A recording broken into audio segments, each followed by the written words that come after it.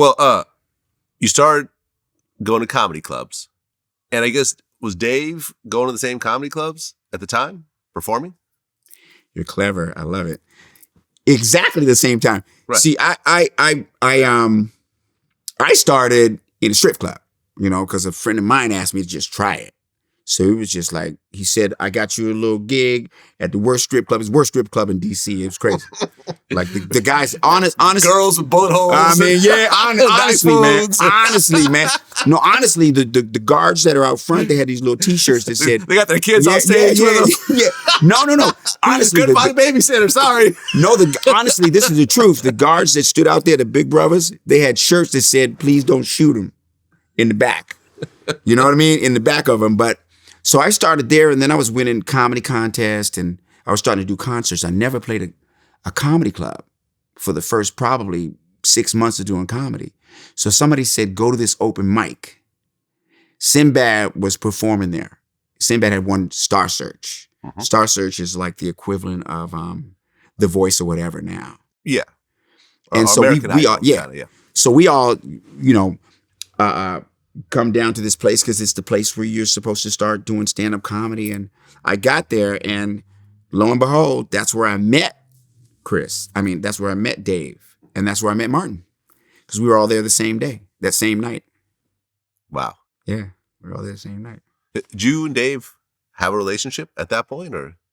Yeah. I mean, we started knowing each other through comedy. Yeah. I didn't really see Dave again for years because I was one of the first ones to go from D.C. to Hollywood. Mm-hmm. So Dave came out there, and then I would see him at clubs and stuff. He was working his way up, and we finally did a movie together. We did Woo. Yeah, later on. Yeah, later we'll on get together. To that. Yep. Yeah. Right. So we did Woo, and then since then, he done blew. My boy is doing he's like the voice of comedy, man. He took on a whole nother, we'll talk about that later. Yeah. Dave is killing the game. Well, you're doing the comedy clubs, and then you do an amateur stand-up at the Apollo, which was a big deal at that point. Mm-hmm. And was that when people really started noticing who you were and the agents started coming and so forth? Not at the Apollo. No. At the Apollo, I pretty much established myself as a bad motherfucker because the Apollo wasn't like the TV one.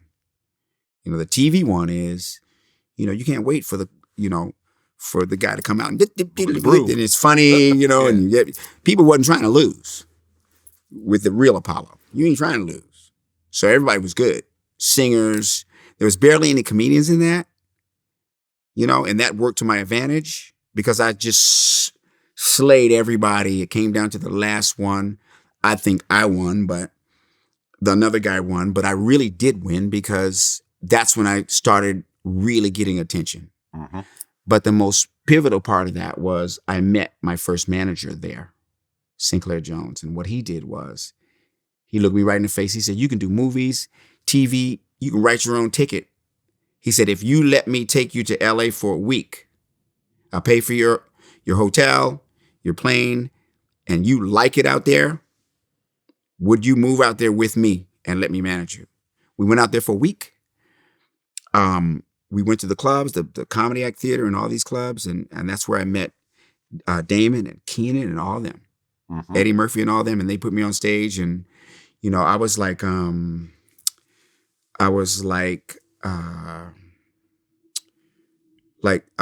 Bruce Lee in Enter the Dragon, man, when the dude, took the rope off of him in the tournament, He was ready.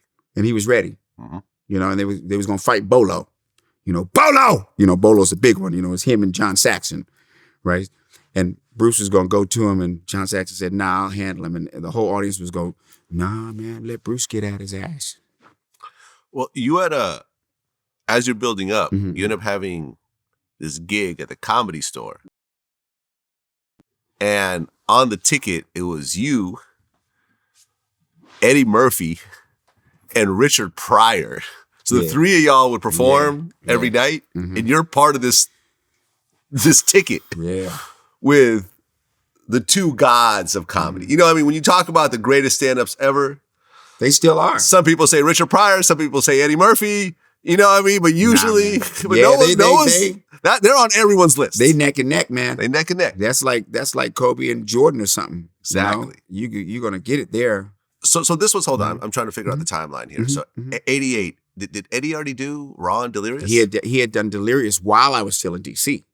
Aha. So he was a megastar at this point. Was he doing movies at this point? Dude, yeah. Beverly Hills Cop. Beverly Hills Cop was out? So you're going on with this guy? That's what I'm saying. What the hell? I know. Wait, and why was he, okay, hold on. So why was he still doing clubs considering that he was doing movie because he's specials? A real comedian. Well, and Richard Pryor as well, because he was Live at the Sunset Strip was already out, right? Because he's a real comedian. Oh, so he just liked it. Yeah. It's like, once you got that, you're a real comedian, you're going to do it. You know, you're going to do it. You're going to do it when you want to do it because you want to do it. Right. Because you love it, you know? And a lot of times they would put you in the middle of those two. It happened. What it was at the tail end of me becoming who I am today. I got here, that was all fine and dandy. We going to move out to LA, right? It sounds pretty simple, right? Mm-hmm. So we do that. We pack our stuff in his Nissan Sentra, his rental car, and I put my big Glad bag full of clothes in this big giant TV, looked like a fish tank. They got flat screens now, And we get out there, and it's not, Hollywood ain't what it appears to be, man. We got to go and get jobs, and we didn't know anybody. But you worked in a deli, I think? We worked in a deli, and it was like one day at a time. And for 3 years, every night at the clubs, every night working. If on the weekend, if I can afford a pizza and to play me some video games, that was something good. Right. Martin Lawrence, I guess, lived in your building? Martin lived in my building. And was Jim Carrey around? Jim was around. Jim was big then. Jim was in the main room, at the Comedy Store. I couldn't have asked for a better obstacle course to get to where I am. Or a better combine or a better danger room. I like X-Men's danger room probably better.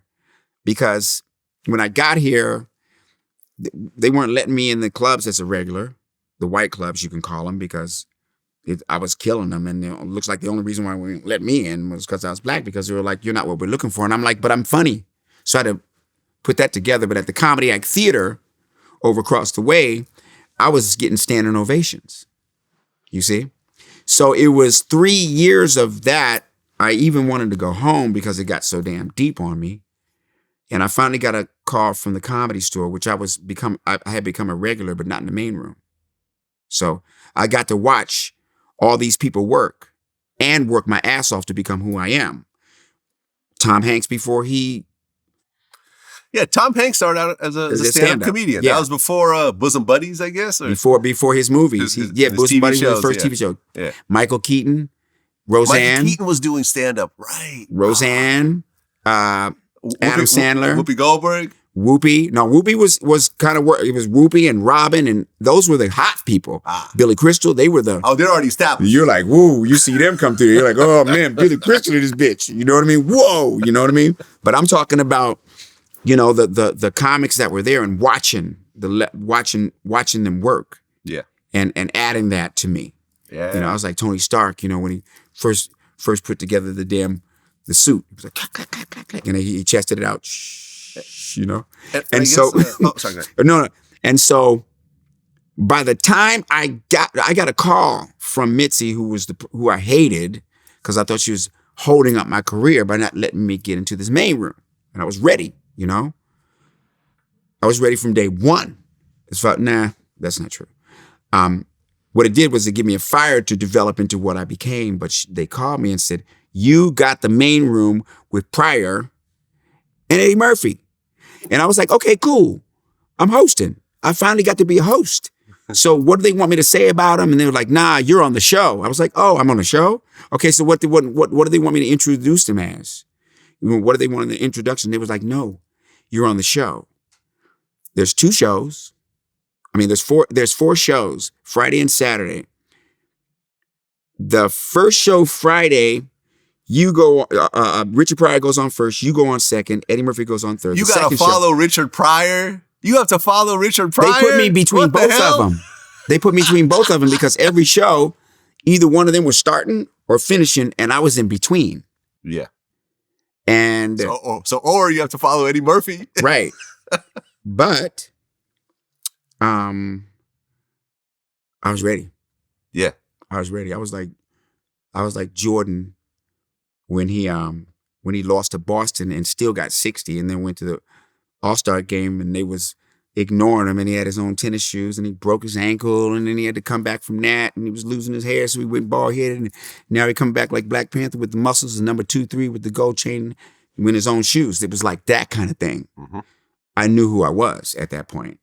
So at that point, you know, I was like 2-3 coming down, whatever, threes, bam, whatever, with two, bam, whatever, steals, bam, offensive, pop, rebounds, the whole 9.